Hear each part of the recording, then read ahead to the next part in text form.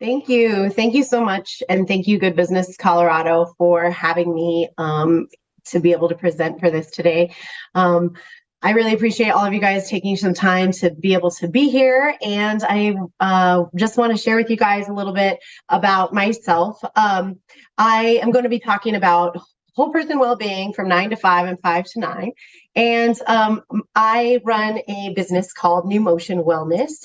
This has kind of been birthed from years and years of just being able to be around people. So I started in the fitness industry a little over 20 years ago and worked with a lot of different individuals in Los Angeles, New York, from fitness and nutrition. And when I got into coaching, I was like, this is the game changer. And so I ended up going and working with a construction company and working as well on the other side of the coin in the provider side. And what I really just learned is that this is such an important piece of what we do in our every single day lives, not only in between our ears, but within our families, and how this really what really matters. And so today I'm going to kind of give you a high level overview of what whole person well-being is going to look like. I'm going to tell you right now, most of the information that I'm going to share is not necessarily new information. You've probably heard of this stuff before, but hopefully maybe today there's maybe something that can be applied a little bit differently for whatever you're going through, whatever the season is, and also whatever our new world looks like. It's been a handful of years from the pandemic, and now we're kind of all over the place and some big things changed. So I'm going to dive right into that. So what is that whole person well-being? What does that look like? We're going to do the wellness overview. I'm going to talk a little bit about what dimensions of wellness look like. I'm going to get into some organizational well-being, so what that looks like at the corporate level or at a business, but then also how you adapt that and really be able to create some changes and maybe some habits and routines out of that situation. So what is our wellness? Right here, this gives some pretty incredible statistics. We spend about a third of our lives at work or working, depending on whether you're an entrepreneur in an office, in a hybrid situation. We're at about between a quarter and a third of our lives hanging out with people that maybe we want to hang out with, but that we've been put with. And we only get about 25% of that time, 75% of that time with being able to go around, with being able to spend time with the people that we choose to live with. So we end up spending about 2,000 hours a year at work. And that's quite a lot of time. And yet we all have, 1.96 children. I'm hoping that you either have 2 or 1. But we also everybody has dogs and cats per family. So this is really, when do we get to spend time doing the things that we love with the people that we love, with the people that we actually want to hang out with? And this has a significant bearing on all of the different dimensions of well-being. I've listed all of them here. So I'm talking about our physical health, our emotional well-being, financial well-being, our social well-being, what that looks like within our friends and family. Also, what that fills within our purpose, within the meaning of our own lives, our spirituality, our beliefs about what this life is supposed to look like. And really, we know and we've heard a lot about the top one, right? Physical health and well-being, nutrition, activity, getting your exercise in. Are you sleeping enough? We've got tons and tons of apps surrounding all of these things to be able to track, to be able to help you get better at this. And that's phenomenal. However, there are all these other dimensions that really matter. We talk a lot more in the last 5-10 years about our emotional well-being, and new apps and new resources have come out for us to be able to really tap into those things. But if any one of these things is kind of off kilter, if it's a little bit off balance, then it can really pull some of the other ones off. And so that's really what is really important when we're thinking about how much time we spend working and trying to make sure that we're making the money in order to be able to enjoy the life that we also have outside of that. We're going to talk a lot about the balance of all of these things versus each individual one. But that is what also New Motion Wellness does, is brings in all of these different aspects, either within coaching, within individual coaching, or within businesses. One of the things that's really challenging is that financial well-being piece. Oftentimes the companies dive into that financial well-being, talking about your 501k and making sure that you have like future planning, when really sometimes we avoid or don't talk about the conversations that need to be had, how to be able to ask for help, how to be able to decide what to do next within your financial spectrum, and also what stressors that bring to us. And again, regard all of our physical well-being, our sleep, our emotions, our family lives. And so it's really important as well, like financial well-being definitely can sit within that, the financial experts, but it can come back into this wellness piece because of the stress levels.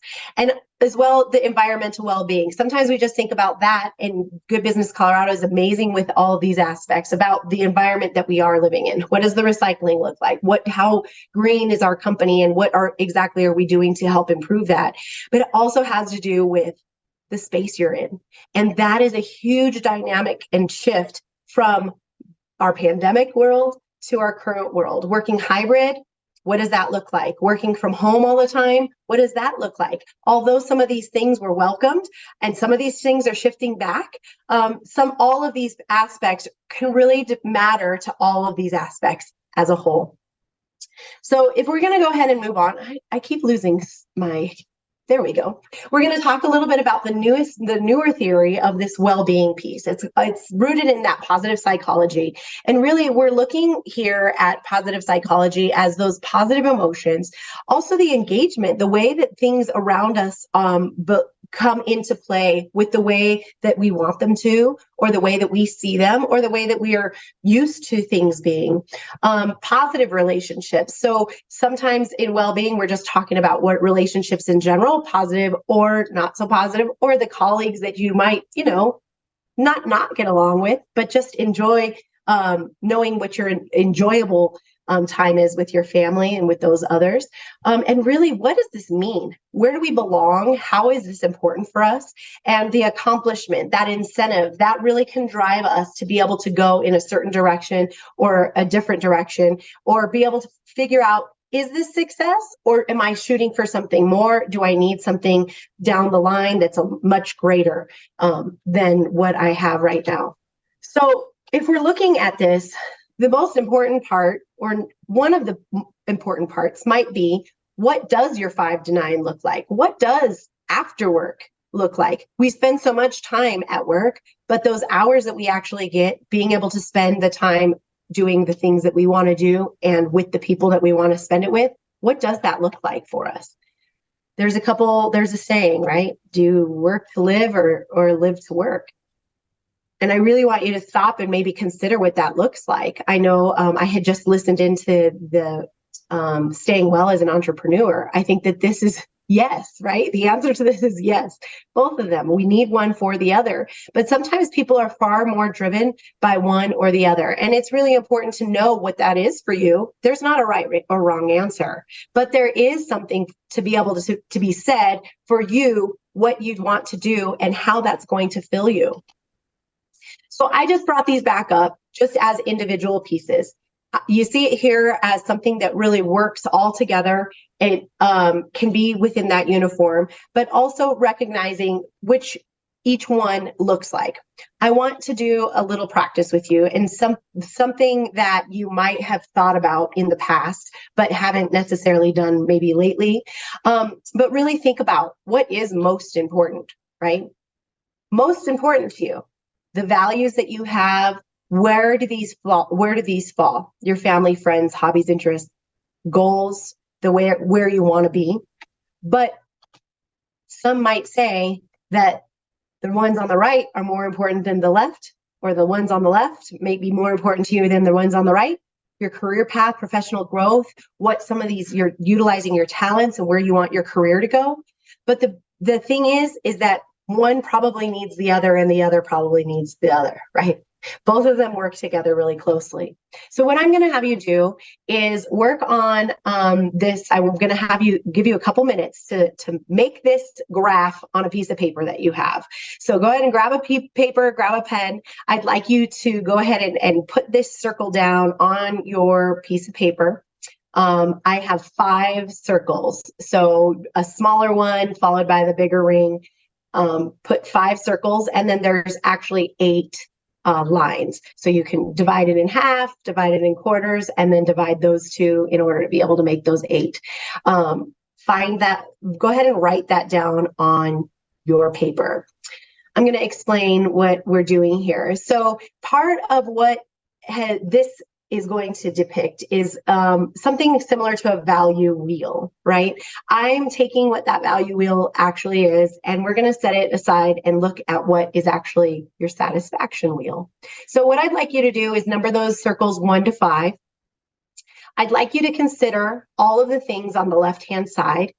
Each one of these belongs on one of the lines. So you will put a physical emotion, you just put physical on one line. You can put emotional for another line, spiritual, financial, social, environmental, and then I've added a couple specific ones with career and family. So go ahead and put each one of those at each line. When you're ready to do this, I would like you to consider your satisfaction with each one. So your circles are listed 1 to 5. 1, I'm going to say, is not satisfied. 5 is like, I'm most satisfied here. So go ahead and on each line, so if your top line says physical, you're going to go ahead and say, hey, I'm pretty satisfied with where I am physically. I'm going to go ahead and put a 4.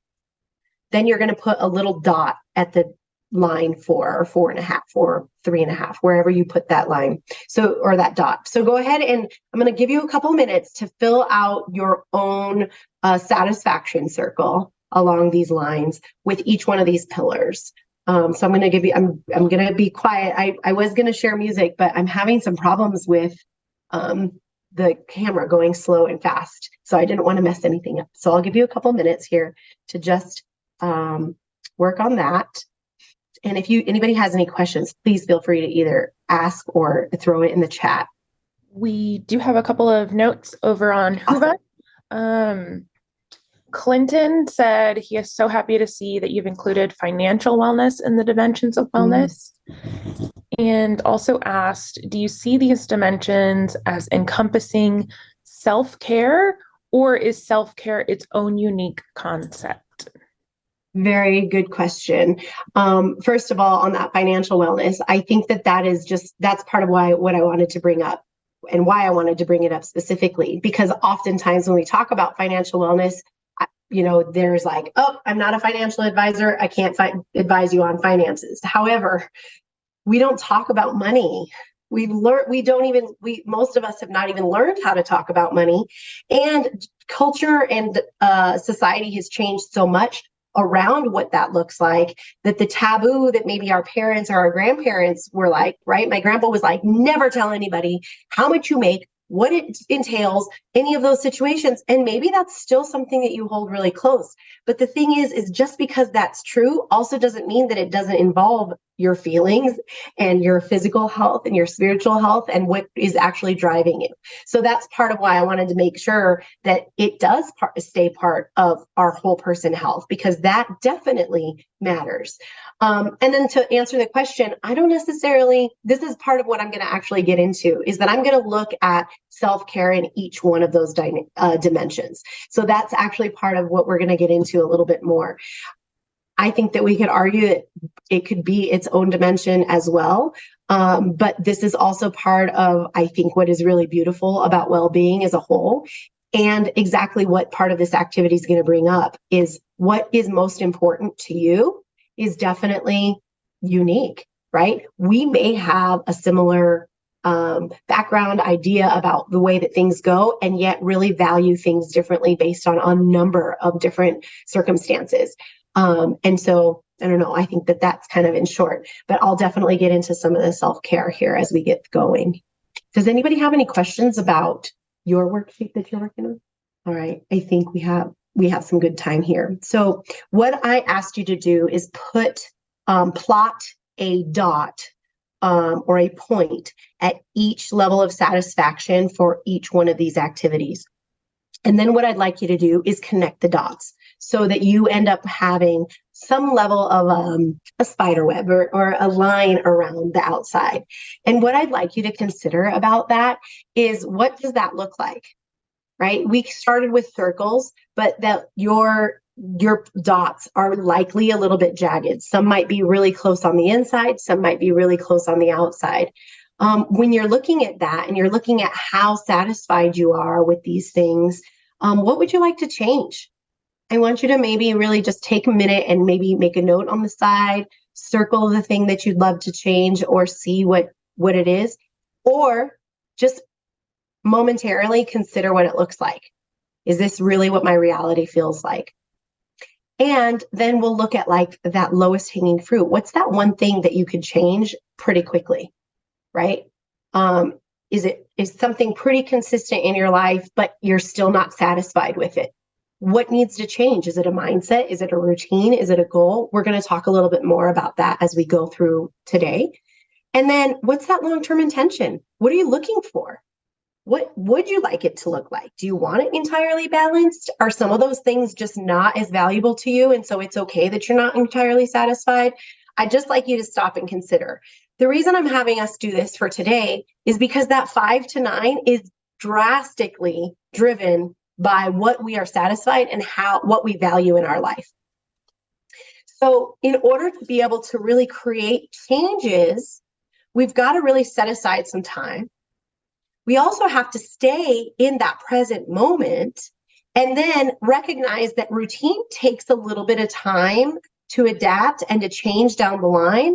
And while we're doing this, we are driven and designed to be able to live in community. So we have to be able to engage others. Sometimes we want to live in a silo. I know, especially me as an entrepreneur, as a strong-willed person, I am like, I want to make sure that I have this perfectly down the line before I share anything else going on. And I think just like I was talking about in the last webinar, she was talking about you need resources. Reach out to others to be able to help bring that community in.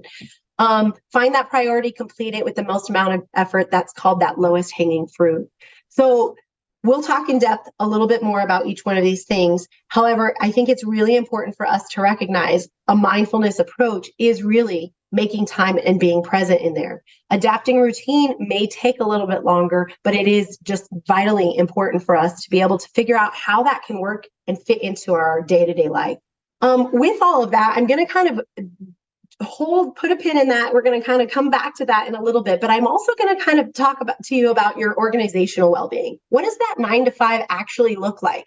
And for many people, especially in this group, we might be largely entrepreneurs. However, some businesses also hold these wellness programs. And I wanted to maybe just talk really high level quickly about what corporate wellness and health coaching looks like in a corporate setting. Wellness programs, we know, really can create some pretty significant shifts for corporations and businesses.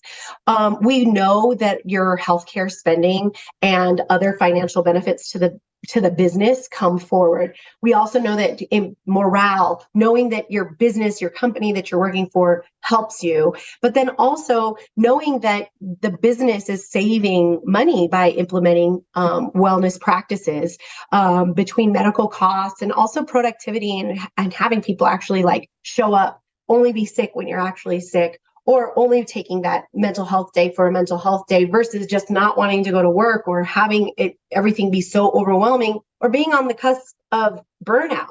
But we really want to know that wellness works, right? Like this has been kind of a conversation going on for a long while already. But this is part of what New Ocean Wellness does, implement some of the benefits into a corporation.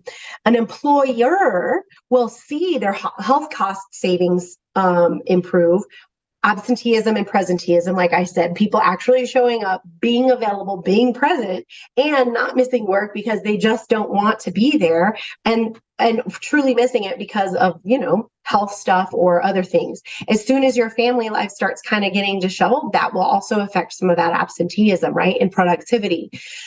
We know that healthcare claims can be improved. We also know that employees and their families can improve health, which then also can create some of those cost savings on a on a health insurance spectrum. And also healthcare providers, most of the large insurance providers are giving you incentives to implement this into your company. There is wellness funds. There are opportunities for them to actually give you back money as a discount on your insurance plans in order for you to be able to utilize wellness programs, because they know that it will help overall in the big picture. Also, of course, we want employees to stay, especially if they're good ones, because rehiring and training employees is a very costly effort. And especially if you are a smaller business, that's a big chunk of change if you have a turnover in a certain place, right? And also people want to make sure that they are engaging when they know that there's something beneficial for them. And that's going to also help them with their morale. This is where the employee comes into play. And you as the employee can see all these other benefits, right? These health insurance savings are coming back to you. If you're extra productive when bonus time comes around, or they're talking about increasing, oftentimes this might be one of the helpful places for you to be able to, leverage that increase for your salary. There's also plenty of incentives, right? Some companies will actually incentivize you just to be able to participate, give you money back on your health insurance, or give you gift cards and things like that. There's lots of different opportunities. Improved chronic care, improved family care, and the opportunity for that family to actually utilize all of the benefits that we have. And then, of course, I want to belong to something that matters. I want to belong to an organization that cares about me. And I want to also know that my organization cares about the things that are important to me, which number one is usually me and my family. Right? So those are just some of the benefits that come through with a program. If I'm to tell you, here is kind of a spectrum of what to do, right? Think about what is needed. Ask leadership what they want. Ask employees what they want. Before we used to say, hey, only the leadership matters. If we can get buy-in from the top, then it'll trickle down. And what we learned is actually boots on the ground matter. So we really want that to actually matter as well, and make it part of the culture. What is our culture here? Are we just a hardworking culture that never wants anybody to take their time off? Or are we a culture who understands the importance of both of those things happening? This is where asking an expert would definitely be in consideration. This is what New Motion Wellness does. Maybe help at any point of this time to be able to help implement or create some of the culture, identify what those cultural changes or shifts need to happen at the business level. And then really finding the design, finding the communication, and just starting with one initiative, and then figure out how you can build and grow. Take that data that you gathered at the beginning and say, oh, now that worked this year, let's go ahead and figure out this next year. One thing you don't want to do is start by handing out all of the money and putting all of the initiatives on there. Just like individuals, companies are very slow to be able to help adapt. It takes a lot of people to be able to make those things move. If you're interested in any of those things, that's what New Motion Wellness does. But also, I'd love to be able to come alongside and be able to help anybody implement this if that's something that their company is in need of. And like the great Walt Disney said, the only way to start is to quit talking about it, right? And start doing it. So I would encourage that at any corporate level. This is also where that coach comes into play. And we talked a little bit about what a coach looks like in the last Wellbeing session as well, but really creating those strategies, coming alongside, being able to work with leaders and teams to be able to figure out how to develop some of those skills, and then fostering that resilience, helping people to thrive optimally in a suboptimal time. right? Really improving health, vitality, well-being, and this is a non-clinical approach, right? So I'm not a mental health professional, but I work inside of your emotional well-being, right? I'm not a doctor, but I definitely work alongside of chronic illnesses, and being able to really kind of close that gap and mind that gap, bring that together so that you can utilize that during your 9 to 5, or also utilize that coach in that 5 to 9. Is there any questions? I'm going and I'm not seeing chats, but I also wanted to double check with you, Randy. Oh, we actually do have one more that just came in. Is there an organizational profile that is ideal for your services? A business of more than a couple of people. I would say any kind of organization would be able to benefit from wellness programming. And if you have just a handful of employees all the way until, New Motion Wellness probably works with companies up to 500 employees. Once you kind of get bigger, there's still some room to be able to work, but the larger the corporations, then the more opportunities they have to be able to put utilize some of the other resources that maybe the big box insurances would be. But I would say the ones that need it and don't have the benefit of it at this point is a smaller business. And that's where an emotion wellness really actually specializes. And if you'd like, I'll have all my information up at the end of the group, and you can find me on LinkedIn and all the things that Hova tells us about. So the next thing is consider those steps, right? So from here, I'm saying that if it'll work again, can this work? There we go. Here's where we were talking about earlier. How do you adapt all of these different pieces of your emotional well-being to your job?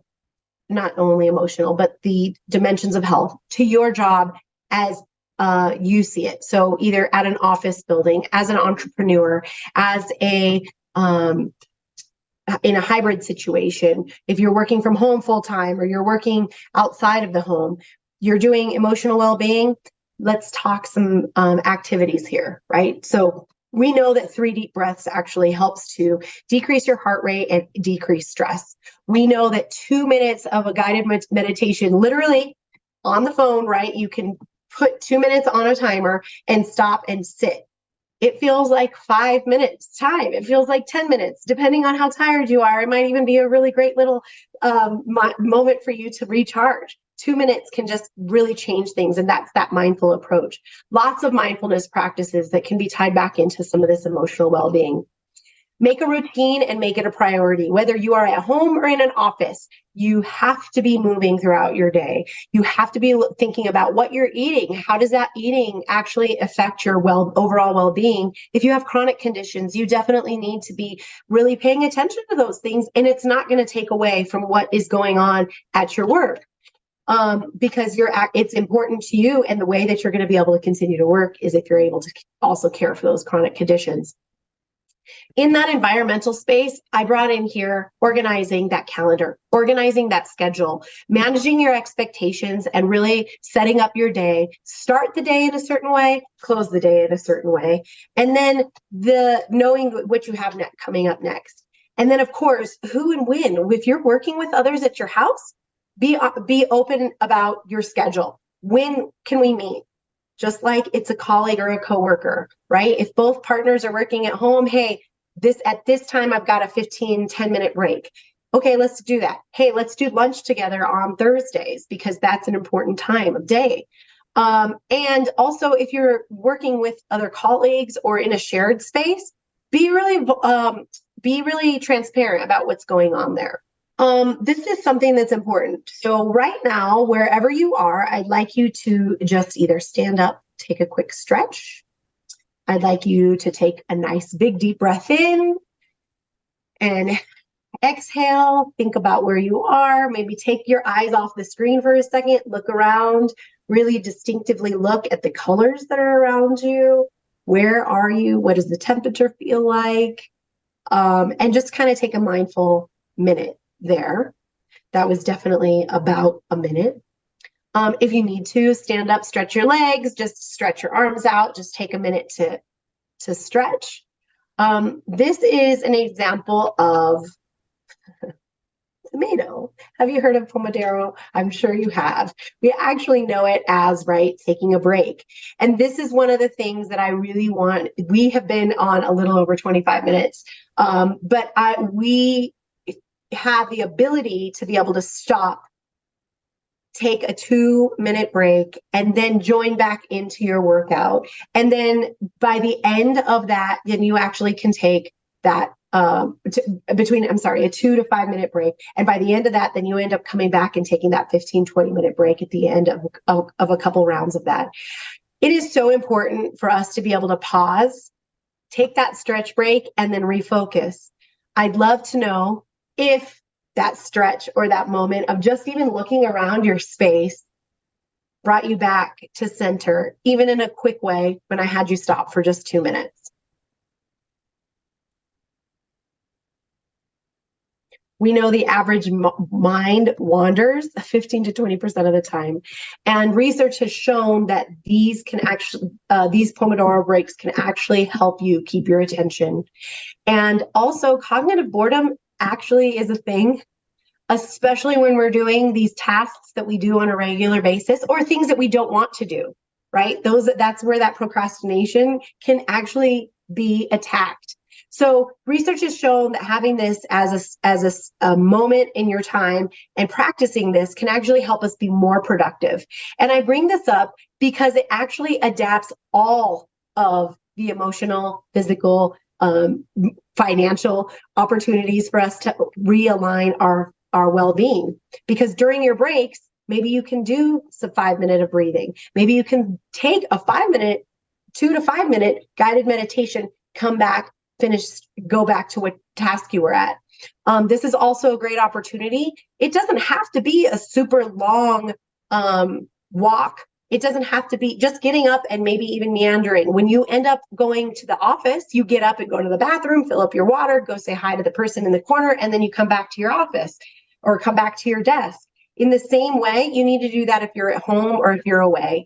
And then also change your task. Maybe you spend 5 minutes doing something or looking at your calendar or readjusting what's happening later in the day so that you can come back to that task, or even just reorganize that space. I know I cannot work in a messy space.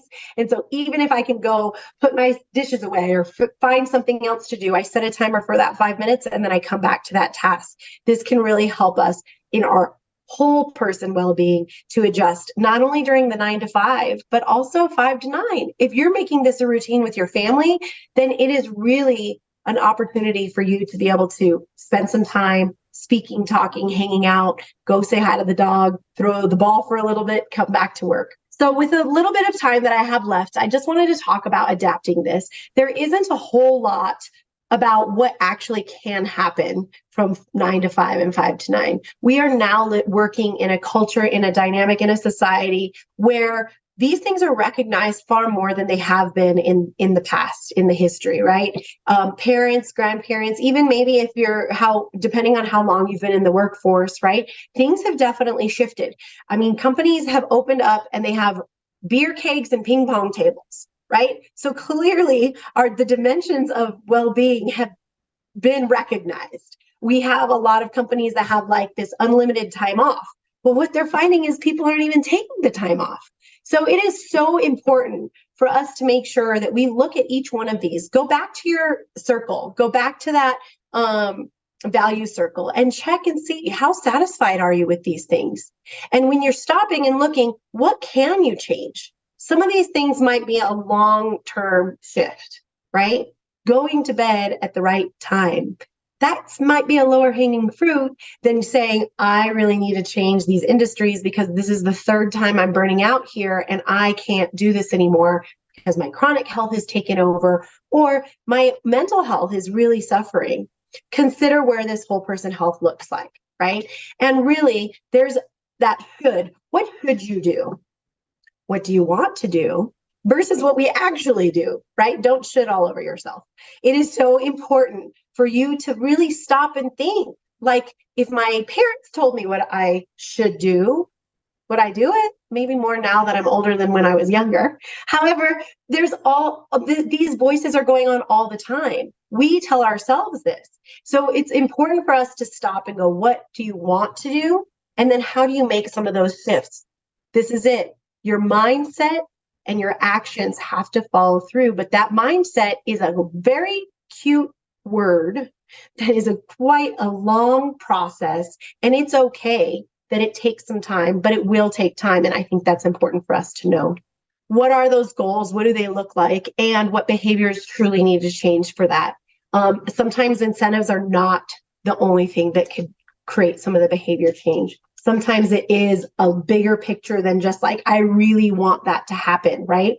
But what are the motivators in between that goal that can really create some of that? And then there's lots of support. If you have a wellness program at your company, I'm pretty sure that you can adapt a lot of those resources for yourself already. If you are an individual and you're working on your own, you have to take advantage of these other communities and the circles around you, because we need each other to be able to lean into each other, to speak with one another. I'm very excited to go into the imposter syndrome workshop, because that's one of the things that I think we all suffer from. And knowing that, oh my gosh, I don't want to tell that other person that I might be having a hard time with this, or this might look bad, or I'm not great with my finances, and yet everybody thinks I am. It is so important for us to be able to lean and really work into those opportunities. And then bringing practices into your home: breath, prayer, pause. Teach your kiddos. I have a 7-year-old. I teach her to smell the flowers and blow out the candles. And it is so important for us to do that sometimes. And sometimes I need it more than she does. But it is so important, right? Find that moment to pray together. If you're not into that, find that moment to pause and sit. It's okay for us to be in silence. We have to play. We have to engage. We need that for our activity. Make that part of your activity. An evening walk with your family. Take your phones, throw them out for a little bit. Those are so vitally important. Nutrition, it's a family affair. The kiddos, our coworkers, our neighbors, the people we live with. It is important for us to all necessarily know what we put in our body affects our minds, affects our sleep, affects the way that we want to do activity. So figure out what those look like. Adapt those pieces. We can find a lot of information everywhere, right? But also manage your expectations of what you can do. And it's okay if it takes some time. And I kept on trying to find a picture that said, be present. And this kept on popping up, right? Presence kept popping up. And I thought, you know what? It's cheesy, but it's true, because it is a gift. All of these things are so much of a gift. And we have been designed in the way that we are designed for something really spectacular and special. The only way to be able to unravel that gift is to be able to be present and find those moments, to be able to do that with your family and while you're at work. So these are a little bit about, just to follow up, because I want to make sure I leave some time for questions or comments. But these are some of the overviews. So that dimensions of well-being. What does your wheel look like? How do you want it to look?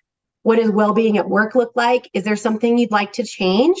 Maybe adapting the Pomodoro timer, or figuring out what is most important to you. And I'm going to put some time in my calendar to look at that regularly. And then overall, that mindset, your behavior change, figuring out how to make some of these things a new routine. Start small, right? Start with 1 or 2 things, plug those things in, and then see how that works for you. Is there questions? I want to make sure I answer or am available for comments and questions, because I kind of pushed through right there to make sure that we stay on time.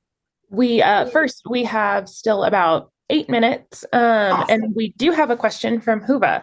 What are some indicators to business leaders that it's time to start focusing on employee wellness? Oh, good question. Let me try to list them. The first thing is especially in leadership, keeping your ear to the ground is vitally important, right? Like it's hard sometimes to just be like, man, I worked under an organization, so this is how come I'm going to say this, but I worked under an organization where it was like, oh man, all I hear is complaints. All I hear is people aren't happy. I do all of this. We have all these opportunities and people are still not happy with it. And the thing is like, yeah, we did have a pretty decent spectrum of things for people, but it's also important what people want. So keep your ear to the ground and actually like really consider what's being said. There is a difference between just having that complaint and actually being able to be like, okay, how can we maybe shift this? The other thing is you want to make known that, hey, I hear you and we are trying to do this in order to attempt for that. Because if those things don't connect back, right? Like we're offering this other practice or this other resource, and then the people are like, I don't really like that resource, and so it's not necessarily connecting. That's okay, but you want to make sure that you're verbal about it. The other thing is especially coming from like the insurance side and some of the benefits side, your benefits are likely underutilized. EAPs are utilized, I think, like 9%. And that is a very rich benefit that often costs, a pretty penny for companies to be able to give, but utilize that. Help the employees know what benefits you have. It might be through communication. It might be through challenges. It might be through adapting some of these pieces into your regular culture or practice.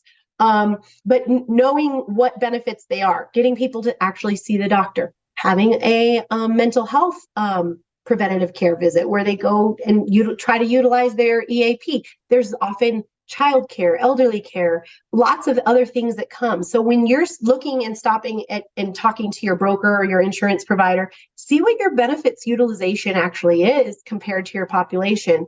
That's going to be a really big seller. That's going to be a really big moment when you can look and see, wow, I think everybody's healthy because everybody goes to the gym. We're reimbursing gym memberships and we have a lot of people utilizing that.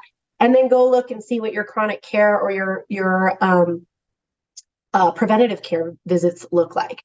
They might not equal. So those are a couple of the things. I think that overall, recognizing that we're working with people is really vitally important. And I say that because although we know that business is business, money is money, right? Everybody needs to make money. And so often that's where those things start kind of going and getting lost. But finding who the people are and identifying what the need is, that's going to be probably that lowest hanging fruit, is being able to maybe hear or look at some of those statistics and say, okay, I want this to be able to improve. Because if one of those things improve, like I said early on, that's going to bring you back into a pretty decent ROI. It was a 6-to-1 ROI. That's quite a lot for the amount of money that you're going to be spending on some of the benefits that you're using, right? We have a couple of other questions in the chat. This one is from Sarah. It says, thanks for your talk, Nicole. What has been your experience sharing your work with potential clients and getting buy-in and or not? And she asks a follow-up, and how do you demonstrate the business results or outcomes? Yeah. So thank you for the question, Sarah. So the experience with sharing with potential clients and getting buy-in and not. So I think that this is really comes back to that humanity piece, is really being able to bring them back to, hey, what is important to your population and why, how, recognizing where that's going to connect back into the business, right? It is really important, especially when you're speaking with leadership. Leadership is their job, their goal is for the business, right? So it is important to always make sure that you're bringing that back to why is it going to benefit the business. It's hard to play both sides of that coin from this position because it's like, I love people. Like I want all of the people to get all of the things and feel amazing all of the time. And it's also vitally important. The only way that this is going to work is if the business is going to work and it's not going to drain them empty, right? We need that to actually be able to support that. So I think that being able to get that communication and be able to bring that to the table is really important. And I mean, it just depends on where the business is. But I see this, that it can be implemented at any stage of the game. You already have a little bit, you guys already did, you reimburse or you go on a walk, you have, gym reimbursements, you have these activities, but there's something that's missing. That's part of what, an expert does. A corporate wellness expert is going to come in and look and consult and say, you can have these opportunities. So it depends on what business it is and what they already kind of have going and what their culture and their dynamic is like. And at that point, when you can kind of say, hey, you could do this and I could help you, and this could be more robust if we go alongside, then that's going to be that conversation that really can take on. And let's see, how do you demonstrate the business results? Oh, so that's important. There's a number of things. When I was saying like that business of 5 people, you're not going to be able to get that aggregate healthcare data, right? That's HIPAA protected.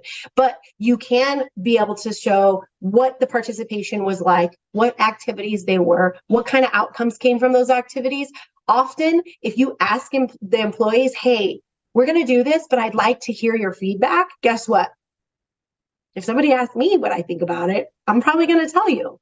And you're not going to get 100%, but you will get some feedback about it. And then you take that and you can build it into the next piece. Also, with those outcomes, sometimes people are interested in sharing, hey, this is what happened to me, without saying, whose blood pressure went down because you went on a blood pressure challenge.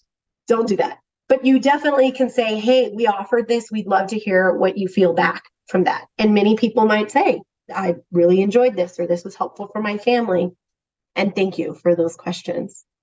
That is, again, I'm Nicole Martinez. I'm with New Motion Wellness. I just really want to thank each and every one of you for spending some time with me today.